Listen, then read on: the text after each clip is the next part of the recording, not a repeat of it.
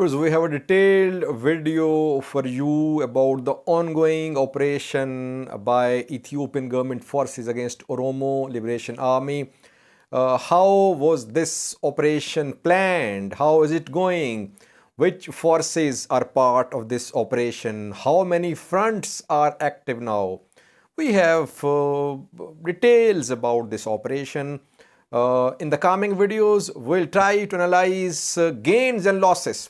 This video will focus on the modus operandi. What is the strategy of Ethiopian government forces? How does the government want to contain Oromo Liberation Army?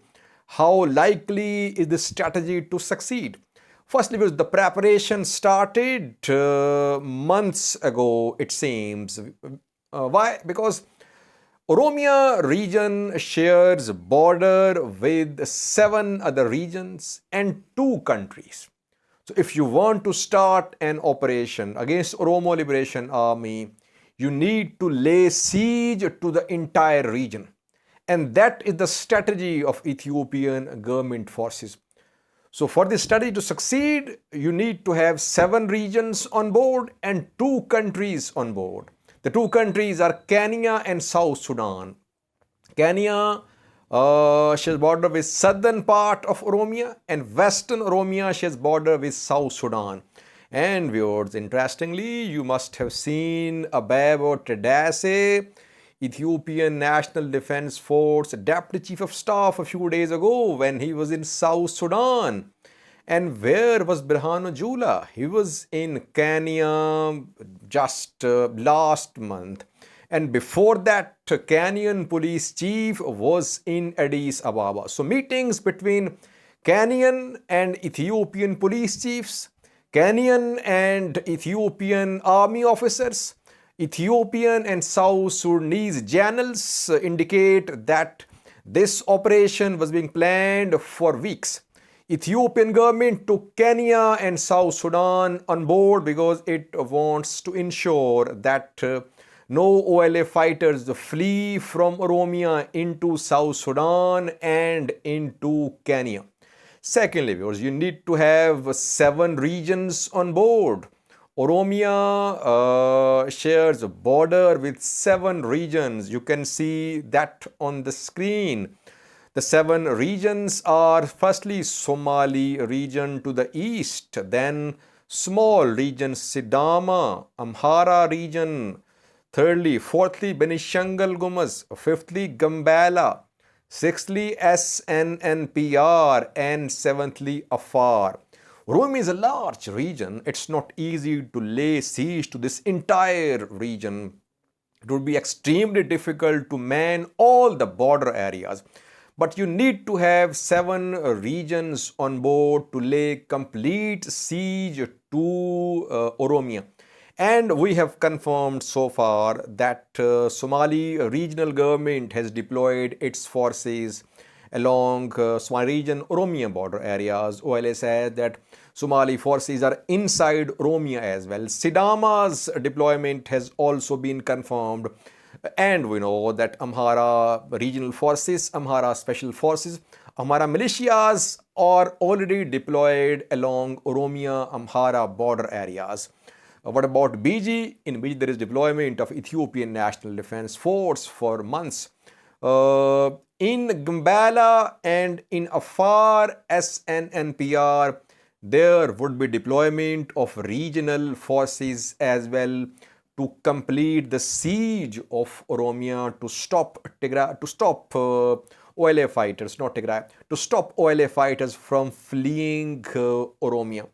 Are Eritrean forces there in Afar or somewhere in Oromia? We have no confirmation, though some OLA-backed news sources are making such claims, but no confirmation so far. They might be on a far side, but again, unconfirmed claims. So first part of the plan was to take the 2 countries, Kenya, South Sudan, and 7 regions on board for them to commit their troops to lay complete siege to Oromia. This first step has been completed reportedly. The borders are sealed. How effectively are the borders sealed? That remains to be seen, because it's, as I said, it's a huge region. It wouldn't be easy to man entire border, all the borders of Oromia. Tigray and Oromia are different, because Tigray is a small region, but comparatively Oromia is a large region. So it's very difficult to man all the border areas. Second thing is that after laying siege to Oromia, second step is in which areas will the government carry out operations, which forces will be in border areas, which will be inside Oromia. We have confirmed so far 5 fronts, viewers. Ethiopian government forces, Oromia regional forces.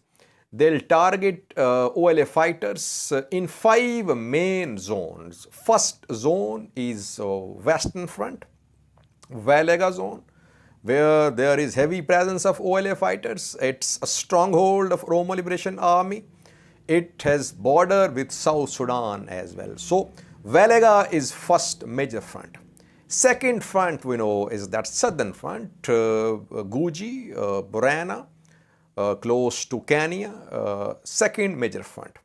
Third front is a central Oromia, southwest Sheva, Jema.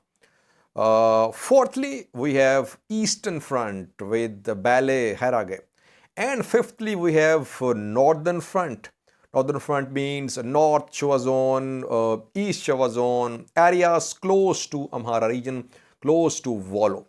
So these are 5 main fronts where you will see reports of fighting in coming days.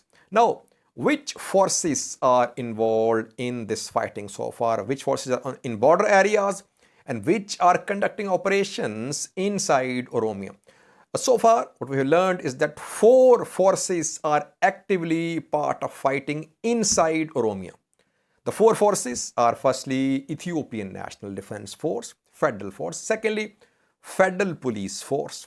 Thirdly, Oromia Regional Police.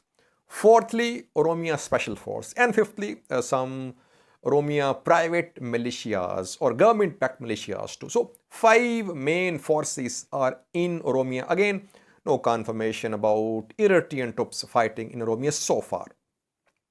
What about border areas? All regions are trying to seal their borders. Somali region deployed its troops to border areas, Sidama as well, Gambela, BG2. But these regional forces could enter Oromia too. It can happen, as we are hearing about Somali forces that they have been deployed to Burana and Sidama as well. So these regional forces will be deployed for defensive and offensive purposes. So far, deployment is defensive, but it could be offensive as well in coming days. So siege is being laid. Regional forces in defensive positions mostly. Federal forces inside Oromia, in Valega, Guji, Borana, Southwest Shiva, North Shiva, East Shiva, and Jema, other areas. Next question would be, can this strategy work? It would be too early to say that this strategy is going to work or not. But main problem would be how to man all border areas, because Oromia is a large region. Secondly, OLA has sympathies of locals too, and they will fight on the ground which is convenient for them, in forests, in their own hideouts. They have shelters. Yes, they will not be in a position to receive aid from Kenya, because Kenyan border has been sealed reportedly. Drones are flying over Kenya-Ethiopia border, and OLA fighters from close to Kenya, they have reportedly been pushed back into Kenya, far away from the border areas. So OLA fighters will not be in a position to receive aid from outside, but they have sympathies of locals. So it's difficult. It would be difficult for forces to trace them out, to trace OLA fighters out, and to contain them. I personally think that government forces can only succeed if they capture top commanders of OLA. If Jalmaro, Jal Saniye, and other top OLA leaders, if they are not captured, then we're going to see a long, protracted guerrilla warfare.